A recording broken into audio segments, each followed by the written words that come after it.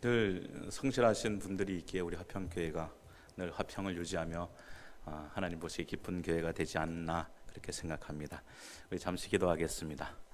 사랑의 하나님 아버지, 감사합니다. 오늘도 거룩한 주일을 저희들이 허락하시고 주 안에서 기쁨과 은혜로 하나님 앞에 나아갈 수 있도록 은혜 베풀어 주심을 감사를 드립니다. 오늘로부터 시작하는 이 한 주 안에서 승리하게 하여 주시고, 또한 예배를 통하여 부흥회를 통하여 우리 심령이 변화되고 새로워지며 하나님의 기쁨된 삶을 살아가는 하나님의 자녀로서 부끄럽지 않은 그런 모습이 되는 우리들이 될 수 있도록 주께서 도와주시옵소서. 부족한 종의 입술을 붙드시고 하나님의 말씀을 잘 대언할 수 있도록 은혜 베풀어 주시옵소서. 성령님께서 함께 하실 줄 믿사오며 예수님의 이름으로 기도드립니다. 아멘. 할렐루야. 반갑습니다. 지난주부터 이번 주까지 담임 목사님께서 부흥이 무엇인가 라는 주제로 그렇게 설교를 하셨습니다. 부흥이 무엇이라고 말씀하셨죠? 말씀을 깨닫고 믿음의 확신을 가지는 것이 부흥이다 라고 말씀하셨습니다. 열정, 거룩한 열심을 회복하는 것이 부흥이다 라고 말씀하셨습니다. 그리고 영안이 열려 구원의 주님을 바라보는 것, 그죠? 확인하는 것, 그리고 나에게 주신 그 사명을 부여잡고 나아가는 것이 또한 부흥이다 라고 우리들에게 말씀해 주셨습니다. 이제 그 회복을 할 기회를 우리들에게 주셨습니다. 그 부흥의 길을 나아갈 기회를 5시간에 걸쳐서 우리들에게 주셨는데, 그 기회를 잡는 저와 여러분 되기를 원합니다. 온전히 내가 은혜 받고 내가 변화되고 내가 새로워지며 하나님의 기쁨된 그러한 사람 되기를, 사람이 되는 그러한 저와 여러분 되기를 간절히 부탁드립니다. 내일 안 나오실 분 손 들어 보십시오. 아무도 없네요. 다 참석하실 줄 믿겠습니다. 자, 그런데 오늘 본문에 열정과 열심을 잃어버린 교회가 소개가 되고 있습니다. 착각 속에 자신의 착각에 빠져 있는, 부흥과는 전혀 거리가 먼 하나님의 실망스러운, 하나님께서 실망하시는 그러한 교회가 오늘 소개되고 있죠. 그 교회 이름이 뭐죠? 라오디게아 교회입니다. 오늘 이 교회를 살펴보면서 우리가 추구해야 될 그 부흥의 모습, 우리가 바꿔야 할, 변화시켜야 할 그 모습이 무엇인지 우리가 살펴보고자 합니다. 저는 이 본문을 읽을 때마다 저 자신이 하나님 앞에 숨기고 싶은 것들이 들키는 그런 느낌을 받습니다. 하나님 앞에서 벌거벗은 그 부끄러움을 감출 수가 없습니다. 왜냐하면 라오디게아 교회의 모습을 보면서 저의 모습을 발견하기 때문인 것이죠. 오늘 라오디게아 교회에는 자신들을 평가할 때 무엇이라고 평가하고 있습니까? 오늘 성경을 보면 내가 말하기를 나는 부자라 부요하여 부족한 것이 없다 라고 오늘 17절에 라오디게아 교회의 스스로 자신들을 그렇게 평가하고 있죠. 그 당시에 라오디게아 교회는 그 지역 특성상 행정의 중심 도시였고 섬유 산업이 발달한 그러한 도시였습니다. 그리고 라오디게아는 의료 학교가 있는 그러한 도시였습니다. 쉽게 말해서 엘리트 도시죠. 엘리트고 부유한 도시가 바로 라오디게아 도시였습니다.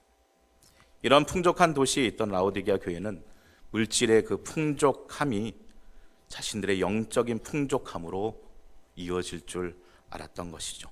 착각하고 있었습니다. 라오디게아 교회는 하나님을 의지하기보다 세상의 그 물질을 더욱더 의지한 것입니다. 물질의 부유함이 자신의 모든 것이 되어버렸던 것이죠. 하나님을 제일로 삼고 사는 것이 아니라 물질을 제일로 삼고 살아가던 것이죠. 물질이 있으면 하나님 더 잘 섬길 수 있다. 물질이 있고 하나님이지. 내가 먹고 사는 게 우선이고 그 다음이 하나님이야 라고 생각했던 것이 라오디게아 교회의 모습이죠. 그래서 그들은 나는 부자라 부요하여 부족한 것이 없다라고 그들은 스스로가 말하고 있었습니다. 그들은 신앙에 대한 착각이 있었고 또한 그로 인하여서 안일함과 교만함에 이르렀던 것입니다. 이런 안일함과 교만함은 하나님께서 정말 싫어하는 것이죠. 누가복음 18장 10절부터 14절에 두 사람이 소개되고 있습니다. 바리새인과 그리고 한 사람은 세리가 소개되고 있죠. 바리새인은 어떠합니까? 자신을 소개할 때 무엇이라고 하죠? 바리새인은 서서 따로 기도하며 이르되 하나님이여 나는 다른 사람들 곧 토색 불이 간음하는 자들과 같지 아니하고 이 세리와도 같지 아니함을 감사하나이다. 나는 일일이 2번씩 금식하고 또 소득의 11조를 드리나이다 하고 세리는 멀리 서서 감히 눈을 들어 하늘을 쳐다보지 못하고 다만 가슴을 치며 이르되 하나님이여 불쌍히 여기소서 나는 죄인이로소이다 하였느니라 라고 말합니다. 그러나 하나님께서 들으시는 기도는 누구의 기도였습니까? 바리새인의 기도였습니까? 아니죠. 세리의 기도를 하나님께서는 들으시는 것이었습니다. 잠언 16장 18절에서 말씀하시듯이 교만은 패망의 선봉이요 넘어짐의 앞잡이인 것입니다. 오늘 라오디게아 교회의 착각과 또한 그로 인한 안일함과 교만함은 그 결과는 치명적인 것이었습니다. 오늘 15절과 16절을 우리 함께 읽습니다. 15절과 16절입니다. 시작. 내가 차지도 아니하고 뜨겁지도 아니하도다. 내가 차든지 뜨겁든지 하기를 원하노라. 네가 이같이 미지근하여 뜨겁지 아니하고 차지도 아니하니 내 입에서 너를 토하여 버리리라. 아멘. 라오디게아 교회 자신들은 신앙의 부요와 부흥 속에 살아가고 있다고 그들은 착각하고 교만하고 있었습니다. 그런 줄만 알고 있었습니다. 하지만 착각이었습니다. 그들의 교만이었습니다. 사실 그들의 모습은 차지도 뜨겁지도 않은 주님의 입에서 토해버릴 수밖에 없는 그러한 존재였습니다. 주님께 내침받을 수밖에 없는 그러한 존재였습니다. 내 행위를 아노라 라고 주님께서 말씀하십니다. 다른 사람은 너를 모른다. 다른 사람들과 너는 실제보다 너를 더 좋게 생각한다. 너도 너 자신을 잘 모른다. 너는 너의 행위가 뛰어나다고 생각하지만 그렇지 않다는 것을 나는 안다 라고 오늘 주님께서는 말씀하고 있는 것입니다. 신앙의 문제는 냉철하게 차갑거나 열정적으로 뜨거운 것이 문제가 아니라 미지근한 것이 문제인 것입니다. 믿음이 없는 것은 아니지만 착실하고 확신 있는 믿음이 없는 것이 문제입니다.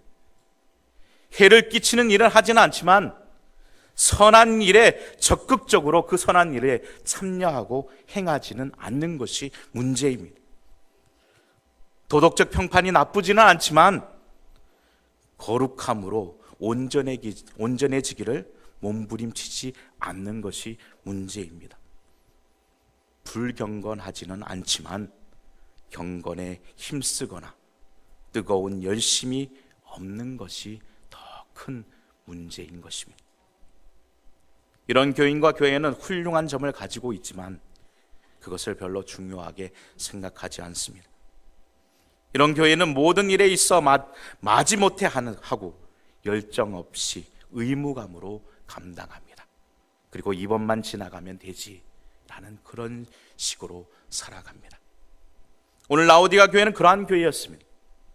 처음부터 그렇지는 않았지만 언제부터인가 라오디게아 교회는 힘을 다하고 마음을 다하며 뜻을 다한다는 것이 무엇인지 까마득하게 잊어버린 교회가 되었습니다.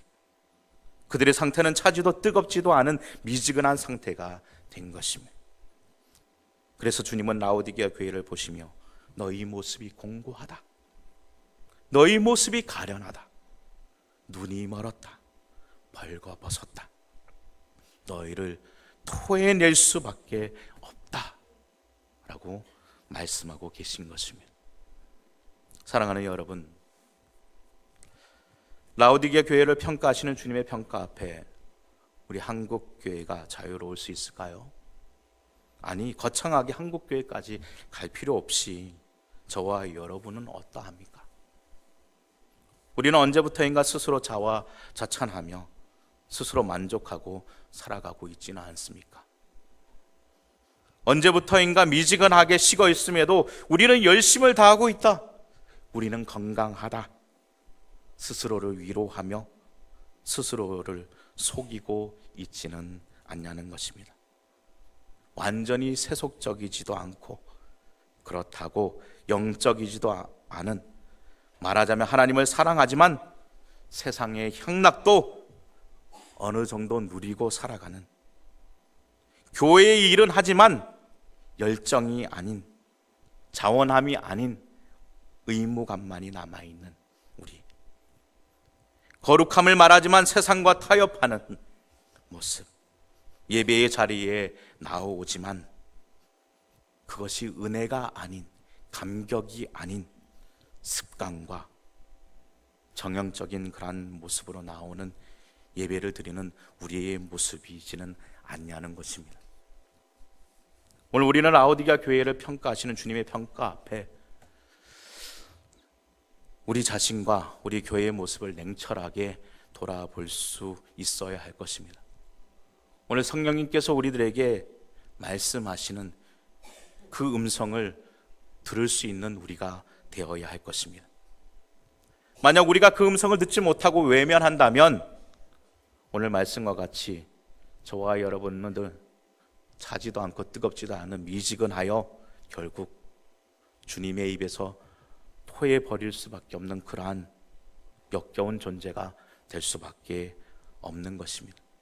지금이 바로 우리의 모습을 돌아보고 회개하며 열심을 내어 부흥으로 나아가야 할 됨을 우리는 깨달아야 할 것입니다. 사랑하는 여러분, 오늘 주님께서 라오디게 교회를 질책하시는 이유가 무엇입니까? 무엇 때문에 이렇게 질책하시죠? 그냥 그들의 기분을 나쁘게 하려고 그럽니까? 또 뭐 저런 소리 또 하셔. 기분 나쁜데.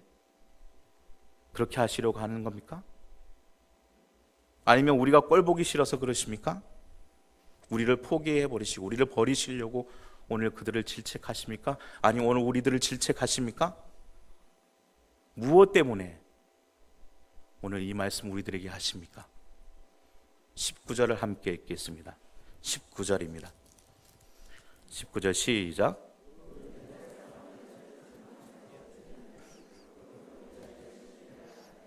아멘.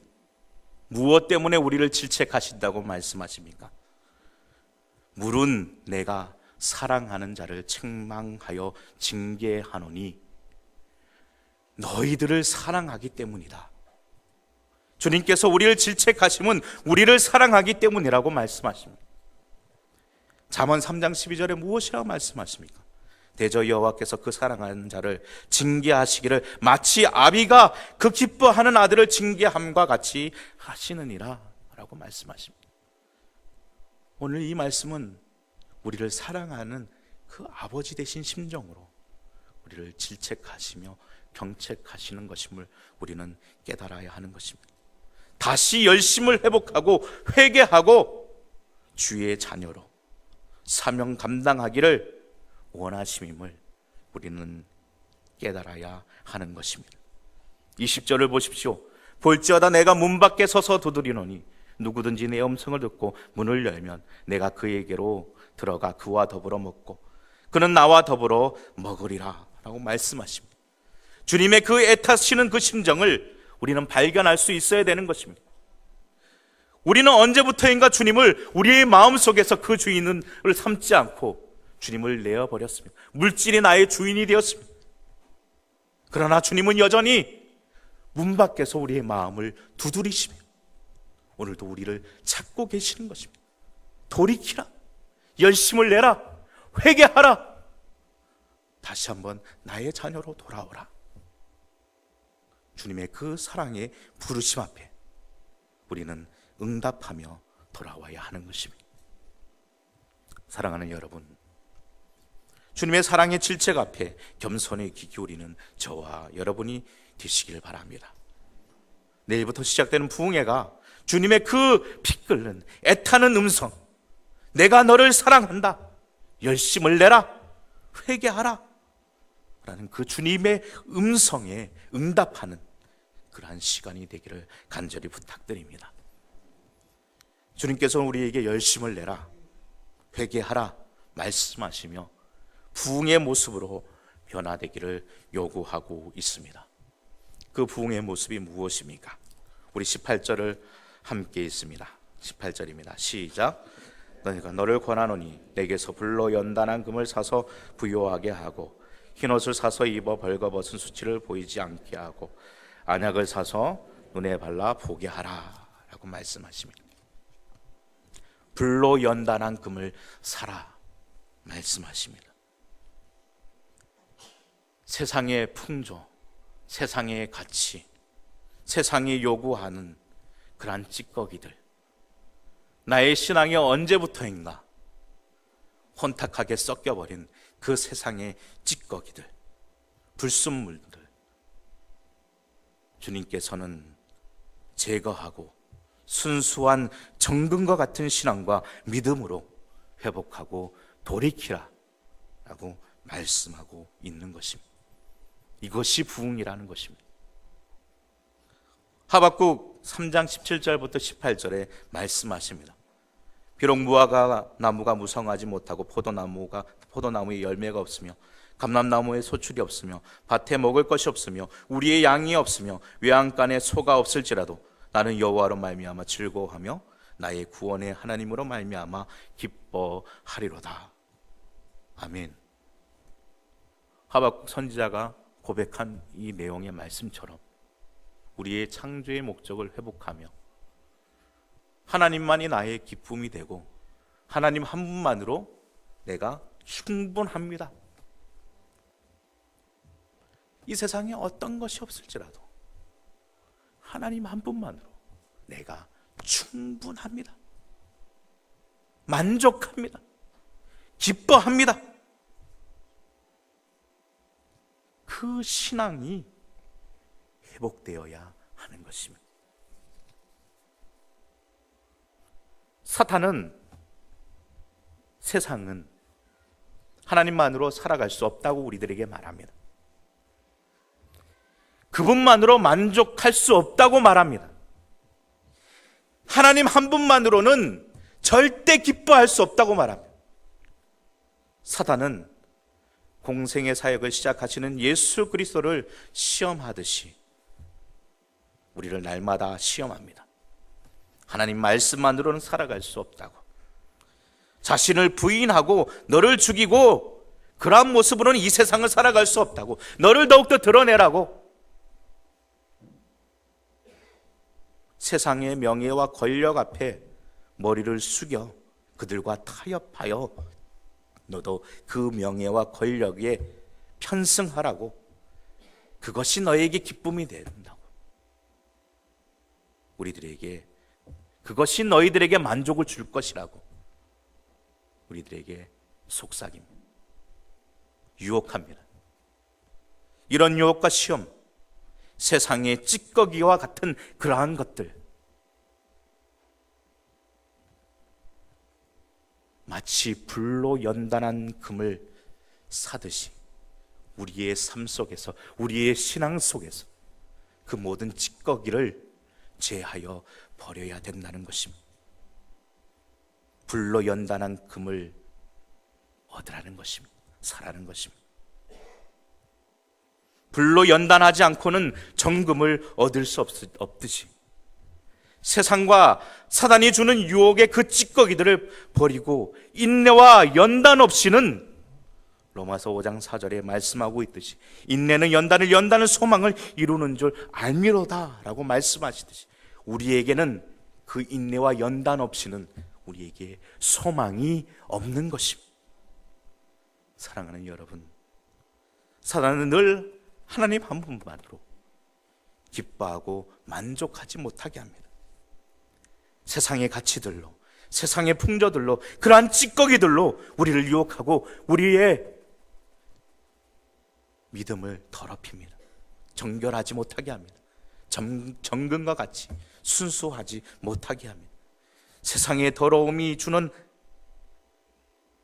그러한 거짓 평안에 안주하라고 말합니다. 그러나 이제 회개하고 돌이켜야 합니다. 사단의 유혹과 세상의 찌꺼기를 성령의 불로 사르고 그 회개에 합당한 인내와 연단으로 순결한 믿음을 회복해야 하는 것입니다. 불로 연단한 정금을 사는 저와 여러분이 되시길 바랍니다. 이것이 주님이 요구하는 부흥의 모습인 것을 저와 여러분은 깨달아야 하는 것입니다. 두 번째로 흰옷을 사라고 말씀하시면, 이 말은 곧 성도와 교회의 정체성을 회복하며 성도답게 살아가라 라고 말씀하는 것입니다. 내가 누구인지 분명하게 드러내라는 것입니다. 그 당시 옷은 사람의 신분을 나타내는 것이었습니다. 귀족은 귀족의 옷이 있었고, 평민은 평민의 옷이 있었고, 천민은 천민의 옷이 있었습니다. 왕은 왕의 옷이 있었습니다. 그 옷은 우리의 신분을 드러내는 것입니다. 옛날에 여자분들, 부자는 겨울에 무슨 옷을 입어야 되죠?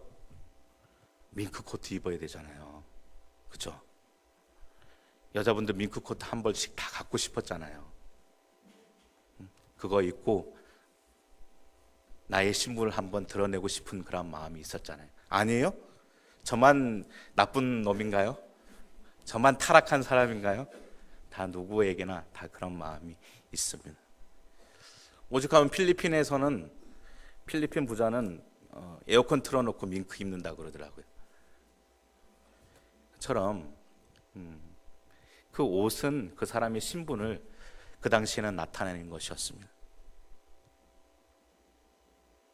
계시록 3장 5절에 말씀하시기를 이기는 자는 이와 같이 흰 옷을 입을 것이요 내가 그 이름을 생명책에 결코 지우지 아니하고 그 이름을 내 아버지 앞에 그의 천사들 앞에서 시인하리라. 흰 옷은 누가 입는 거라고요? 이긴 자들이 입는 것, 하나님과 함께하는 사람들이 입는 것 라고 말합니다. 우리가 입어야 할 흰 옷은 거룩한 하나님의 백성의 옷, 구원받은 하나님의 자녀의 옷인 것입니다. 이 흰 옷은 로마서 3장 24절에 말씀하고 있듯이 그리스도 예수 안에 있는 속량으로 말미암아 값없이 의롭다함을 받은 저와 여러분들이 받은 옷입니다. 나를 위해 대속하신 십자가를 지신 그 주님을 믿을 때 값없이 우리에게 주신 거룩한 옷입니다. 저와 여러분은 이 흰 옷을 소유한 자들임을 믿으시기 바랍니다. 깨달으시기 바랍니다. 만약 아직 이 흰 옷을 소유하고 있지 못한 분이 있다면 예수 그리스도를 믿는 믿음으로 값없이 의롭고 거룩한 하나님의 백성의 그 흰 옷을 사서 입으시기 바랍니다. 그런데 중요한 것은 그 흰 옷 입어야 한다는 것입니다. 사라고만 말하지 않고 오늘 그것을 사서 입으라 라고 말씀하십니다. 예복을 입지 않는 자는 주님과 함께 혼인잔치에 참여할 수 없습니다. 주님은 은혜로 값없이 우리들에게 거룩한 흰옷을 주셨지만 우리는 그 흰옷이 거추장스러운 것 같습니다. 오늘날 시대에 유행에 뒤떨어진 것 같습니다. 오늘날 시대의 풍조와 가치에 맞지 않은지 우리는 그 옷을 입으려 하지 않습니다. 겨우 주일 한 번 입고 나오는 게 전부인 것 같습니다. 6일의 삶에서는 벌거벗은 채로 부끄럽게 세상 가운데에서 살아가는 사람들이 너무나도 많다는 것입니다. 이러한 행위는 주님의 은혜를 헛되이 하는 행위이며 주님께서 토해버릴 만큼 가증한 그런 모습인 것을 우리는 깨달아야 하는 것입니다.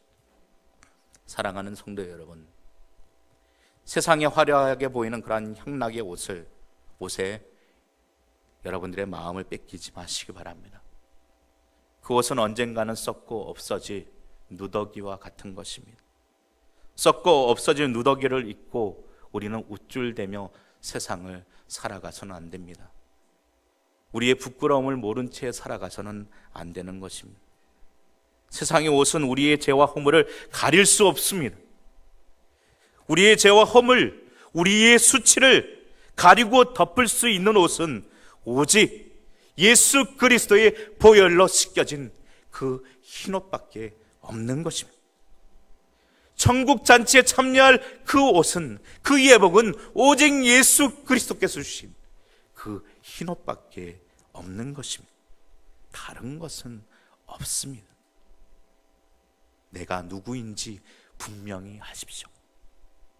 내가 은혜 받은 하나님의 백성입니까? 그렇다면 늘 거룩한 그 흰옷을 입고 다니시기 바랍니다.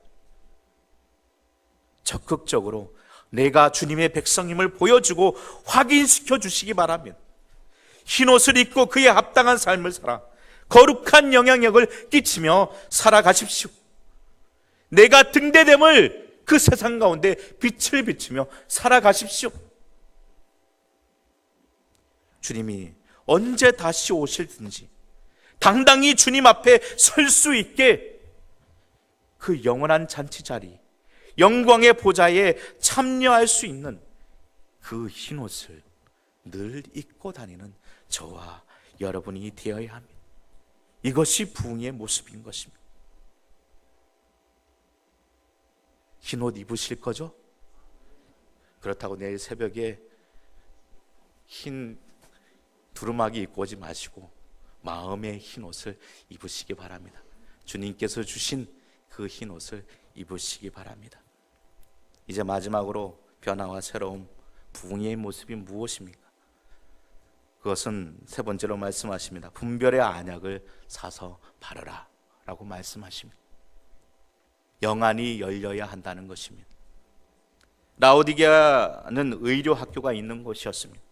그래서 라오디게 교인은 발달한 의술로 육신의 눈은 밝게 했을지 모르겠습니다. 그런데 하지만 그들은 영적인 것, 신령한 것을 보고 분별하지는 못했던 것입니다. 왜냐하면 라오디게아 교회는 보이는 것, 육신의 것만 관심이 있었기 때문입니다. 무엇이 참인지, 무엇이 거짓인지, 무엇이 진리인지 모호한 이 시대 가운데 어디가 길인지 몰라 헤매는 영적 맹인이 저와 여러분이 되어서는 안 되는 것입니다. 라오디게아 교인처럼 되어서는 안 되는 것입니다. 어디가 길인지 분별하지 못하는 영적 맹인은 아무리 열심을 내어도 제자리에 맴돌 수밖에 없는 것입니다. 수렁에 빠질 수밖에 없는 것입니다. 코끼리 다리를 만지며 아, 이것이 기둥이구나 라고 말할 수밖에 없는 것입니다. 구원이 여기 있다 저기 있다 라고 말할 수밖에 없는 것입니다. 우리가 열심을 내어 영적 부흥을 이루려면 영적인 분별에 안약을 사서 발라 영안이 열려야 되는 것입니다. 좌로나 우로나 치우치지 말아야 하는 것입니다. 오늘 분별의 안약이 무엇입니까? 그것은 정확무한 하나님의 말씀인 것입니다. 그 말씀이 우리의 지표가 되어야 하는 것입니다. 그 말씀으로 우리의 눈을 띄워야 하는 것입니다. 오직 빛을 비추시는 그 말씀으로 나아가야 되는 것입니다. 하나님의 말씀으로 우리의 눈을 띄워야 하고 그 말씀을 지켜 생활하는 기도로 우리는 몸부림쳐야 하는 것입니다. 예수께서 말씀하시길 나는 세상의 빛이, 나를 따르는 자는 어둠에 다니지 아니하고 생명의 빛을 얻으리라고 말씀하십니다. 그 생명의 빛에 들어가기 위해 예수 그리스도를 더욱더 알기 힘쓰는 우리들이 되어야 되는 것입니다. 그 말씀의 깊이 앞에 나아가야 되는 것입니다. 그 십자가의 도를 배우며 그 십자가의 도를 걷기에 힘쓰는 우리들이 되어야 하는 것입니다. 말씀과 또한 기도로 우리의 영안을 띄우고 그 생명의 빛으로 들어가기 위해 말씀이 가라는 곳까지 가고 서라는 곳에 서야 하는 것입니다.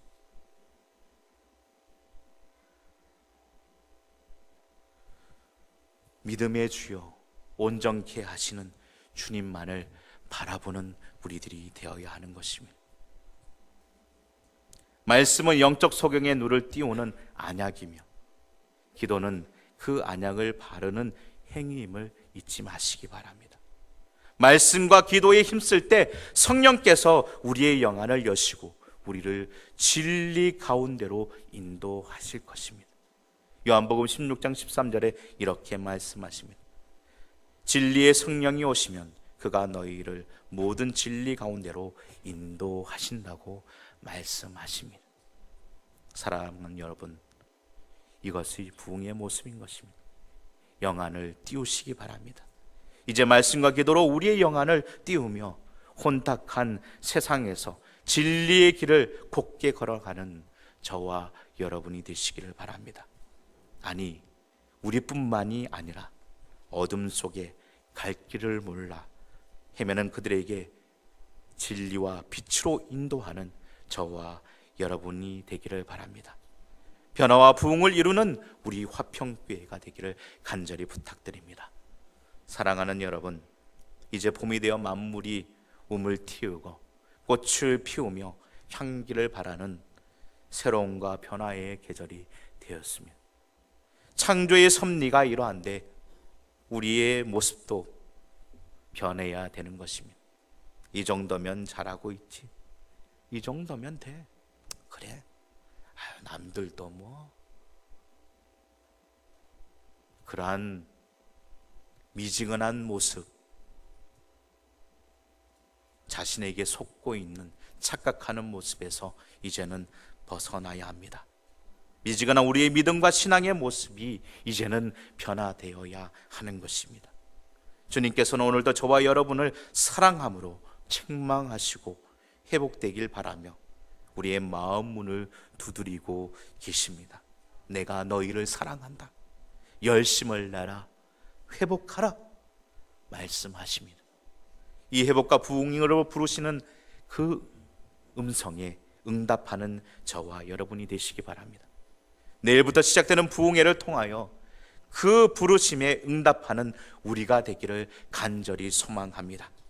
부흥회를 통하여 미지근한 우리 심령이 뜨거운 열정으로 변화되며 불로 연단한 금을 사는 거룩한 흰 옷을 입는 분별의 안약을 바르는 회개의 은혜와 열심의 회복이 있는 부흥의 시간이 되기를 주님의 이름으로 축복합니다. 기도하겠습니다. 사랑과 은혜가 풍성하신 하나님, 감사합니다. 우리의 모습을 볼 때 선한 것이 하나도 없습니다. 그저 미지근하고 어정쩡하여 주님의 입에서 토해 버린 바 되기에 합당한 저희들입니다. 하지만 그럼에도 불구하고 주님께서는 우리를 사랑하셔서 책망하시고 회개하라고, 열심을 내라고 말씀하십니다. 그리고 돌이켜 주님의 거룩한 보좌를 바라보라 라고 말씀하심에 감사를 드립니다. 오늘 진정 주의 사랑의 말씀으로 우리의 공고함과 가련함과 벌거벗음을 알게 하셨사오니 이제 열심을 내고 회개하여 불로 연단한 금과 같은 순결한 믿음의 회복이 있게 하여 주옵소서. 주님의 피로 씻은 흰옷을 입음으로 거룩한 백성의 정체성을 드러내며 사명 감당하는 저희들 되게 하옵소서. 그리고 무엇이 참이고 거짓인지 분별하기 어려운 이 세대에 신령한 언약인 주님의 말씀과 기도로 진리의 길, 빛의 길을 바라보며 곧게 걸어가는 우리들이 되게 하여 주시옵소서. 이제 이 은혜와 회복의 기회를 우리들에게 주셨으면 그것을 붙들고 부흥의 길로 나아가는 부흥의 주인공이 되게 하옵소서. 예수님의 이름으로 기도합니다. 아멘.